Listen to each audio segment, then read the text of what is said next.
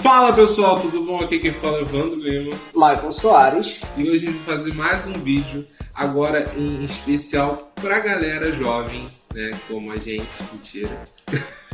Mas é uma coisa que a gente gosta muito, eu e o Michael, que é falar sobre animes, né?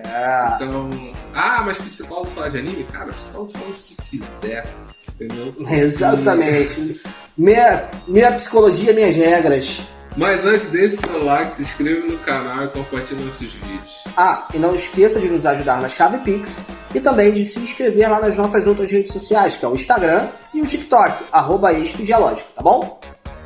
Bom, hoje a gente vai falar de um personagem que acho que muitas poucas gente vão conhecer, que é o Natsu Subaru, do anime Re:Zero Karahajimeru Isekai Seikatsu. O famoso Re:Zero. É o Re:Zero. E basicamente a história é um Isekai. O que é o termo Isekai, né? Esse termo surgiu mais ou menos lá para 2010, tá? E os primeiros animes desse nicho, né, foram Sword Art Online e tiveram outros, né? É tudo em base ali do Sword Art Online, né? E é basicamente a história de que você precisa entrar num mundo de fantasia, né? Então você é de um mundo normal como o nosso. Você é obrigado a entrar, você entra sem querer. Depende, cada anime tem uma forma, mas você no final acaba no mundo de fantasia. E assim, é diferente do outro termo, tá? Que é o que você nasce no mundo de fantasia. Que é o Mao. Não é nesse caso. Esse caso é o Isekai mesmo. É você passar do mundo com o seu corpo mesmo para outro universo. E aí lá no outro universo você é uma outra pessoa, você conhece pessoas novas e o seu objetivo basicamente é retornar para o seu mundo de origem, né? Então essa é a base do Isekai em média. E aí tivemos diversos animes nesse nicho, tá? Animes muito bons, animes ruins. Exatamente. E o Re:Zero, pra gente, é um dos melhores animes desse nicho. Fato. Porque trata várias condições, principalmente psicológicas dos personagens. E é uma parada sensacional. Traz ali os conflitos, você vê os conflitos que ocorrem, né, no anime e a forma de tentar resolver. É sensacional. Vocês devem assistir. A gente vai deixar no card. No card não, aqui na descrição do vídeo o nome certinho. E para que vocês possam assistir a hora que vocês puderem. Lembrando que a gente tem um vídeo aqui no canal, que a gente vai deixar aqui no card, que é um vídeo que a gente fala sobre um filme muito importante, tá? Que é o Silence Voice, né? Silence Voice, a voz do silêncio. O Koe no Katachi. Que foi o nosso primeiro vídeo que falamos de animes, tá? E a gente tem a tendência de continuar a falar sobre animes no canal, então não esqueça de se inscrever no canal, porque eu acho que é muito importante a gente trabalhar esse nicho juntamente com a psicologia. Sim. Bom, basicamente o Natsu ele vem para o mundo normal simplesmente porque ele vem, né? Ele surge e ele cai num mundo chamado Lungika. E lá, por meios desconhecidos... Na verdade não é Lungika, é Lugnica. Lugnica. Enfim. E lá ele encontra uma menina chamada Emília. Né? E a partir daquele movimento, ele gera um pequeno sentido de vida para ele, que seria descobrir, né, quem era a pessoa que roubou um colar dela. Né? Sim. E aí, a partir da série, você vai aprendendo, né, na série os motivos pela qual o Natsu tem essa questão psicológica muito interessante, né? Ele começa com uma personalidade muito emocional, né? Ele é muito emocional, ele é muito leal àquilo que ele acredita. Ele principalmente está muito disposto a ajudar as pessoas, tanto é que a primeira coisa que ele faz é realmente fazer esse movimento de querer ajudar a Emília naquele processo. Só que ele morre. E aí vem o boom do anime, né? Que é a descoberta do poder dele. O poder dele foi dado por uma bruxa que se chama Satella e ela é a bruxa da inveja. Existem 7 bruxas que vão se desenrolar ao longo do anime e você vai ver e vai se amarrar. A Satella dá o poder para ele chamado de Return by Death. que é o retorno da morte. Exatamente. Então, ele, toda vez que ele morre, é como se fosse um save point. Ele retorna de algum momento da situação onde ele estava vivendo, e aí ele tem a opção de mudar a forma da resolução daquela situação. Mas tem um adendo aí nesse Return of Point aí, que é o seguinte, ele não configura esse ponto de retorno. Isso é muito interessante para brincar com o personagem, porque às vezes o personagem acha que ele vai retornar para o mesmo ponto que ele morreu. E às vezes não. Se ele seguir um pouquinho depois da morte prescrita, né, por ele, ele pode entrar num outro ponto da história que já passou daquele ponto. Então tem coisas que, por exemplo, ele pode ter feito numa linha da história que ele pode não repetir de novo. Sim. Né? Sim. Então, se alguém morre num período e aí, de uma certa forma, ele está num ponto A, né? Você está aqui no ponto A. Ele faz um processo e alguém morre durante esse percurso e aí ele vai e morre. Ele volta para esse ponto A e essa pessoa continua viva. Porém, se ele continuar e essa pessoa morre nesse mesmo ponto e ele continuar mais um pouco, talvez ele volte para um ponto que é B e essa pessoa já vai estar morta. Já vai estar morta. Então isso é muito interessante porque essa brincadeira é muito parecido com histórias, né, de filmes que a gente vê. Sim, aí, né? Sim. Principalmente o efeito borboleta. Né, que é muito parecido nesse sentido. Também tem um jogo falando sobre isso, que é o Until Dawn, né? Que é Até o Amanhecer. Isso eu conheço. É um jogo de 6 jovens que vão para uma montanha e basicamente cada ato deles tem um caminho específico. Legal. E se você errar, a pessoa morre, entende? Só que você não volta pra trás, você tem uma continuidade, a história você vai até o fim, né? O cara morreu, então, ele não volta. Ele não volta. Aí você joga com outro jogador, personagem. Você vai continuando a história, você vai continuando a história. Você não tem save point, entende? Porra, legal. Então, são vários tipos de histórias que fazem esse movimento e esse é o grande poder dele, porque ele consegue voltar pro ponto. Porém, se ele não conseguir voltar para um ponto específico, ele pode estar perdendo alguém, ou alguém pode... Ele pode, às vezes, perder alguma coisa, alguma situação, e acontece isso muito na história. Na primeira temporada, basicamente, ele consegue descobrir o real motivo pela qual ele está naquele processo ali. Ele não sabe por que ele entrou naquele mundo, mas ele sabe, por exemplo, que alguém quer matar a Emília, né? Que é a personagem principal. Ela, na verdade, ela não é a personagem principal. Ela deveria ser, né? Porque a história é toda praticamente em volta dela. Né? Ela gira tudo em volta da Emília, porque a Emília, ela tem a chance de ser a maga mais poderosa desse reino, né? Eu considero a Emília muito como uma personagem castiçal, tá? Isso a gente pode até falar sobre isso num próximo vídeo, porque existem vários personagens em várias histórias de anime que eles são personagens que são colocados como personagens principais, mas eles não são os principais. Por exemplo, Cavaleiro do Zodíaco. Se você colocar a Athena é a personagem que deveria ser a principal, mas ela não é a personagem principal, ela seria, no caso. Então ela se torna um personagem castiçal, ela é importante para a história, ela é uma das personagens principais, mas ela não é a personagem mais importante pro leitor, para quem tá vendo a história. Até mesmo porque ela tá sempre em perigo, né? Exatamente. É por isso que eu falo que é uma personagem castiçal. Ela, na verdade, é o objeto condutor do... Ela é um objeto. Então eu vejo que a Emília é esse objeto condutor. Ela é. Essa história toda. E é exatamente esse é o processo que acontece muito com ele, até ele conseguir vencer a assassina, né, depois de várias vezes morrendo. E aí ele se torna o Cavaleiro Dragão de Ludica, que é um dos 4 cavaleiros que vão ser eleitos para serem tipo um consorte da rainha, Ele só ficou com esse título porque justamente ele queria estar perto da Emília. Exatamente. Né? E uma das coisas que a gente vai falar agora é o conceito da personalidade do Subaru.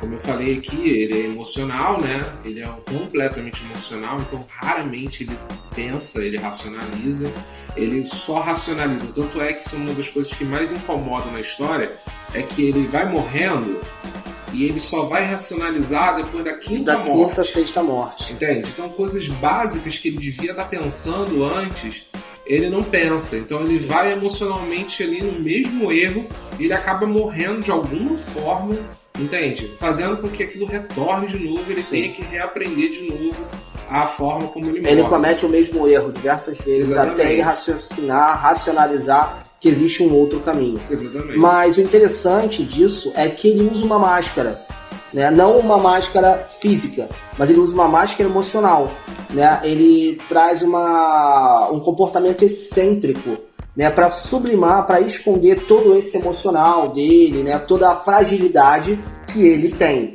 Eu vou colocar aqui um ressalvo, acho que é o o episódio 15, da qual ele simplesmente começa o episódio muito alegre, né? Muito disposto, e no final a Emília percebe que ele tá mentindo ali e ela fala, cara, para com isso porque você não é você, né? Uhum. E aí ela pede pra ele sentar no colo dela, e quando ele senta no colo dela, ele desaba, ele começa a chorar, e você percebe o quão isso é importante, essa máscara para poder sobreviver nesse mundo. Que muito... Foi meio que uma arma que ele criou, né? Para não se tornar um alvo fácil, ou não ser fragilizado, não se mostrar fragilizado. Mesmo sendo de um outro lugar, de uma realidade diferente, e sendo alguém que não tem, teoricamente, poderes, a não ser voltado à morte, num mundo onde todo mundo usa magia, usa poderes, né? Então ele mostra a sensibilidade real dele nesse momento em que ele tem algo como um carinho de verdade, né? Algo que ele chama de confiança, que foi o que ele trouxe. E esse tipo de pessoa acontece muito na nossa sociedade, tá? São pessoas que têm essa característica muito alegre o tempo todo, sabe? Em muitos momentos não conseguem se colocar frágeis. E normalmente essas pessoas, elas querem ser 100% das atenções, né? Eu falei em uma live recentemente sobre narcisistas. Então normalmente os narcisistas são muito nesse sentido, são muito excêntricos e acabam gerando o que a gente chama de dependência emocional. Então esses narcisistas, eles precisam que o outro esteja sempre validando eles para poder justamente manter essa máscara social. No caso, o Subaru, ele tem o que o Alfred Adler fala sobre complexo de inferioridade. Sim. Então ele sempre vai se considerar inferior a todo mundo, né? E não é muito difícil de perceber, né? Porque ele realmente se coloca isso o tempo todo, mas quando ele tá com a Emília, principalmente na frente da Emília, ele gosta de chamar atenção. Ele quer ser o centro. Ele quer ser o centro das atenções. E ele me parece muito com outro personagem de um outro anime, que é o One Piece, que é o Sop, né? Sop. E aí isso mesmo. ele é aquele cara excêntrico, brincalhão, sim, né? Mas faz coisas. Que na verdade é um completo medroso. E ele é totalmente medroso. E mesmo sendo medroso, ele consegue fazer as coisas. Ele cria coragem, né, que é o que a gente chama de sopro do desespero. O sopro né, do desespero. Que o sopro do desespero, ele cria a coragem para fazer alguma coisa que ele teria medo de fazer numa situação normal. Um outro comportamento dele, né, do Subaru, é a idolatria para com a Emília. Né? Então, assim, ele idolatra ela, como se ela fosse o combustível para ele poder fazer alguma coisa, para ele ser alguém naquele mundo.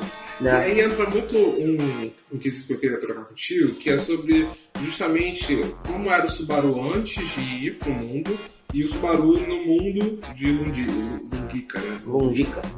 Quase canjica.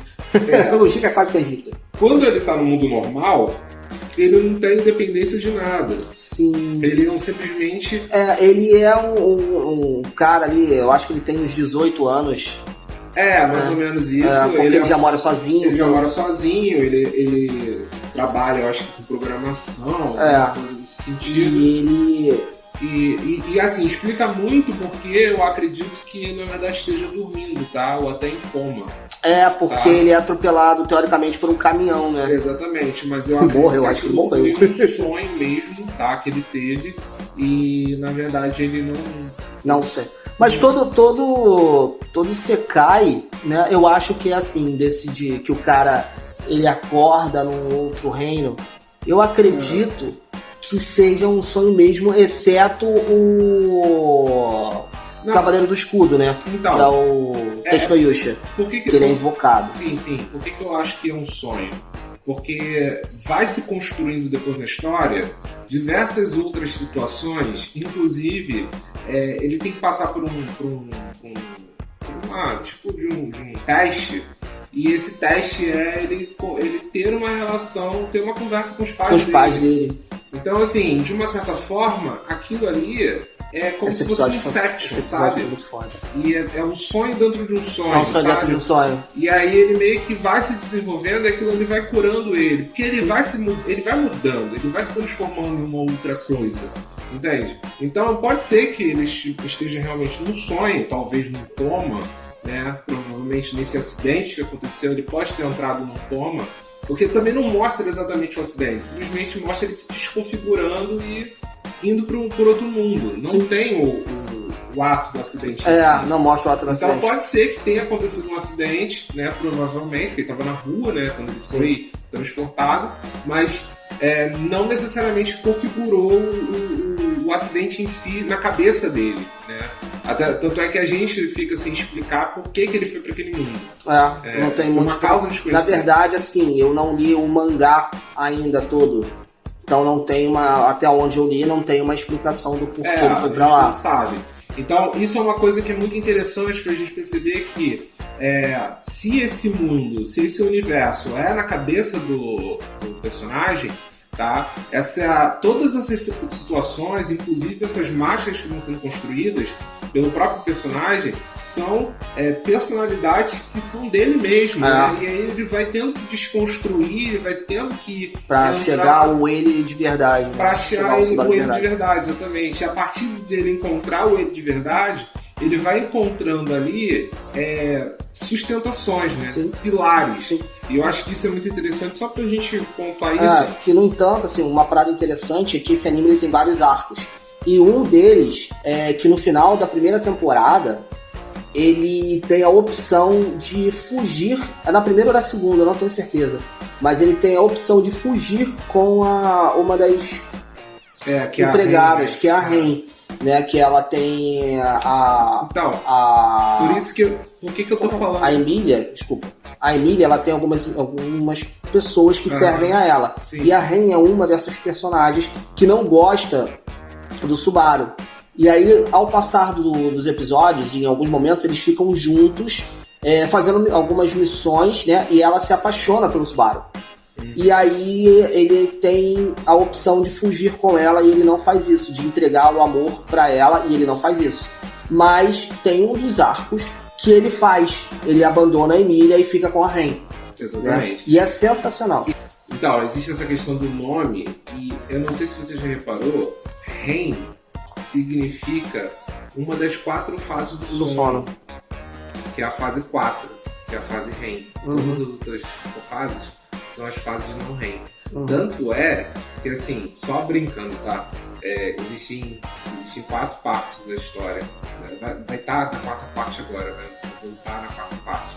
E na 4ª parte é a 4ª parte do REM. Então, que é a 4ª parte do REM. qual ela acordaria. Ela tá no sono. Exatamente. Ela entra no sono na 3ª temporada. Então, assim, é muito legal isso também, porque quando ele não vai pra REM, né? É porque ele quer continuar naquele movimento ali, não quer sonhar, né? Não quer entrar no mundo onde ele viria bem, ele ainda quer continuar naquele mundo onde ele está sofrendo. Então é muito interessante esses nomes assim, pra gente...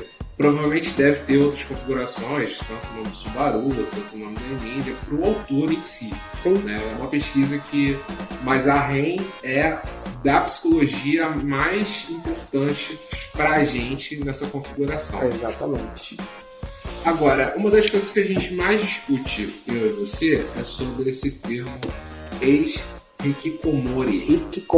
Hikikomori, o que é o hikikomori? O hikikomori foi criado por um psicólogo japonês chamado Tamaki Saito.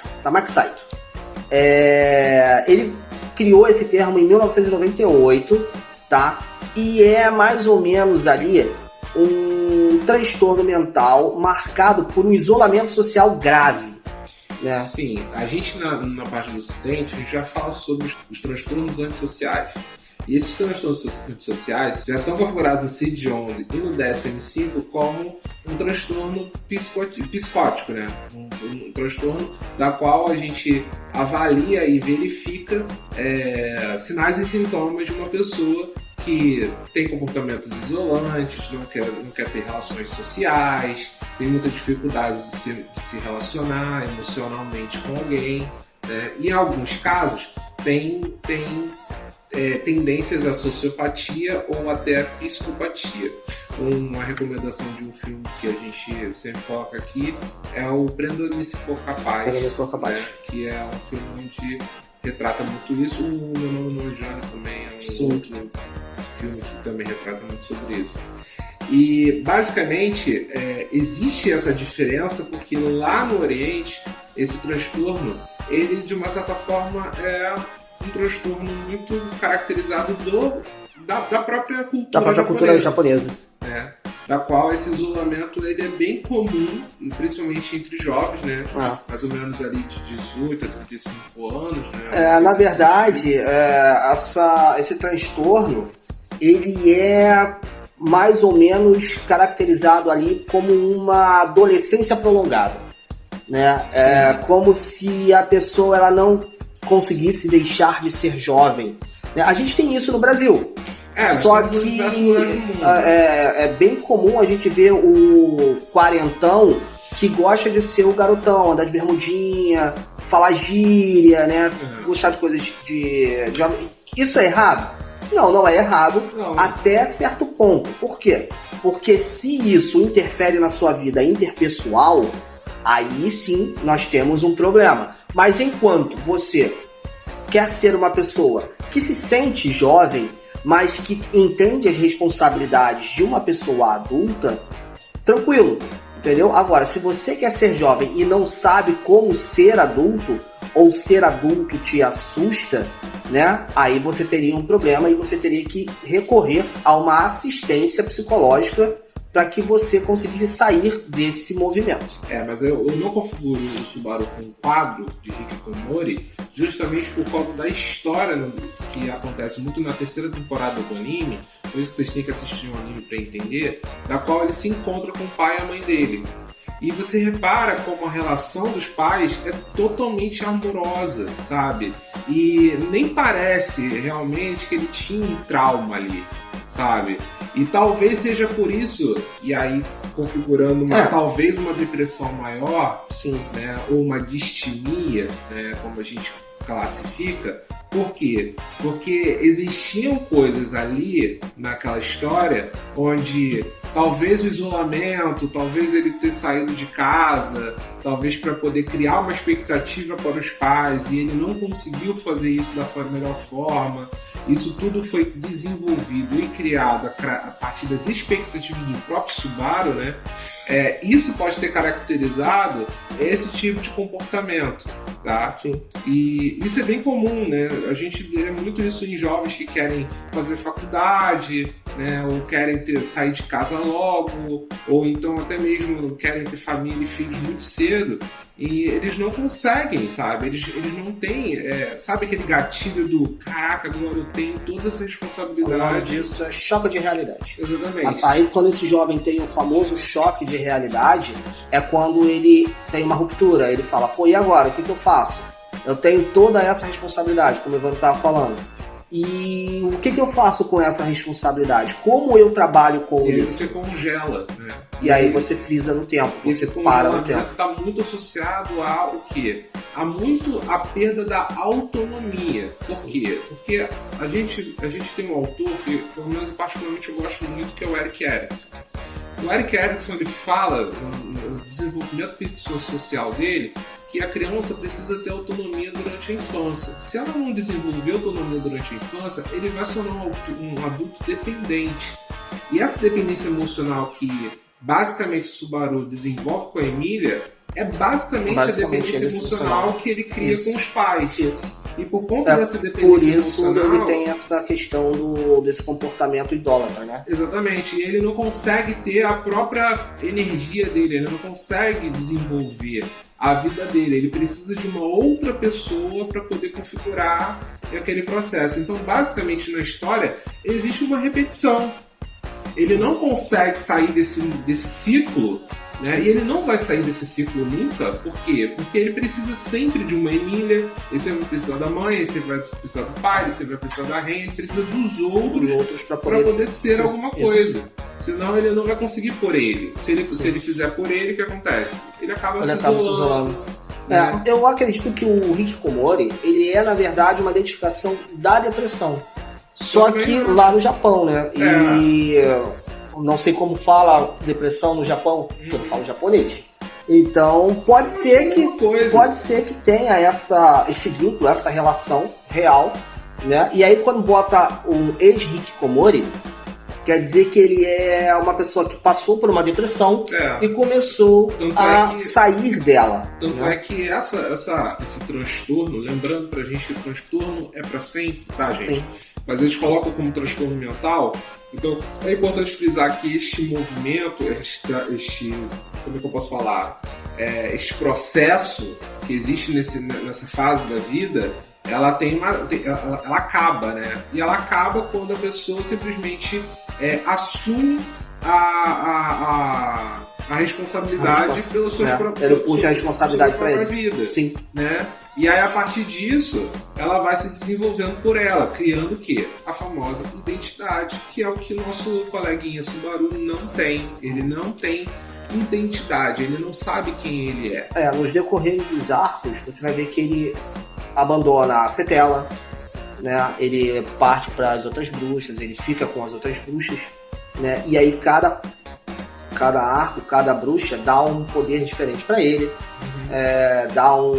ele tem uma aparência diferente, né? Ele muda, ele fica um samurai. Ele fica diferente por quê? Porque ele vai se desenvolvendo a partir dali. E aí uma outra identidade. E aí ele vai criando a identidade dele. É um flutuar sobre a identidade, né? Na verdade. Ele é uma identidade fluida, né? É uma identidade fluida. Ele não consegue ter uma identidade já construída. Exatamente. Ele vai se desenvolver a partir das relações que ele tem. E o Hikikomori é basicamente isso. É a falta da construção da identidade que leva a pessoa a ser uma adolescente a longo prazo, né? Por quê? Porque o adolescente ele tá em construção ou em busca da sua identidade adulta.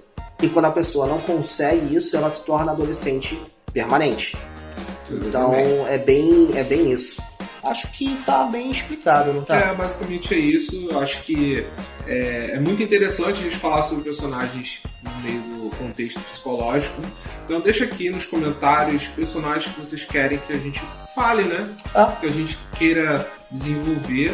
E é isso, gente. A gente se fala no próximo vídeo. Espero que vocês curtam esse. Se você chegou aqui, deixa o seu like, né? Deixa também um comentáriozinho assim, cheguei, né? Cheguei aqui. Coloque assim, Subaru é um panaca. Pronto, coloca assim. A gente vai saber. E aí, vocês também se inscrevam no canal, né? Além de deixar o like, deixar um comentáriozinho. Exatamente. Se inscreva no canal. Nos siga lá nas nossas redes sociais, que é o TikTok e o Instagram, como eu já falei lá no início, com @espidialógico. E também não deixe de nos ajudar na nossa chave Pix, porque dá trabalho fazer isso aqui. E também vá lá e siga a gente nas nossas redes sociais, @espidialógico. Eu já falei isso. Falou? Acabei de falar. Não ouvi. Bom, muito obrigado por assistir o vídeo e a gente se vê semana que vem. Tchau, tchau. Tchau, tchau.